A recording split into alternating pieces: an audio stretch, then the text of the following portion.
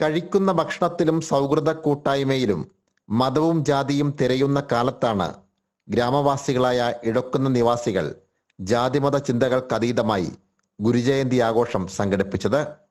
Dharmasangham trust Sivagiri മഠത്തിന്റെയും Edakkunnam Gurudharma പ്രചരണ സഭയുടെയും ആഭിമുഖ്യത്തിലായിരുന്നു ഈ വേറിട്ട ഗുരുജയന്തി ആഘോഷം. വിവിധ മതമേലധ്യക്ഷന്മാർ ആഘോഷത്തിൽ പങ്കുചേർന്നപ്പോൾ അക്ഷരാർത്ഥത്തിൽ ഗുരുജയന്തി സർവമത സമ്മേളനമായി മാറി. നമ്മുടെ ആധുനിക കേരളത്തിന്റെ നവോത്ഥാന ശില്പികളിൽ പ്രധാനി കേരളത്തെ കേരളമാക്കി മാറ്റപ്പെടുന്നതിൽ നിർണായകമായ പങ്ക് വഹിച്ചിട്ടുള്ള ഗുരുദേവന്റെ അദ്ദേഹം സൂചിപ്പിച്ചിട്ടുള്ളത് നല്ല പുസ്തകങ്ങൾ വായിക്കണം, നല്ല രീതിയിൽ ചിന്തിക്കണമെന്നാണ്.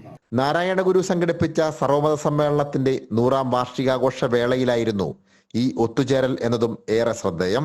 വീട്ടുമുറ്റത്തൊരുക്കിയ കൂട്ടായ്മയുടെ ഭാഗമായി ഒരുമിച്ച് സദ്യയുണ്ടും കലാപരിപാടികൾ സംഘടിപ്പിച്ചും നാട്ടുകാർ ആഘോഷം ഗംഭീരമാക്കി.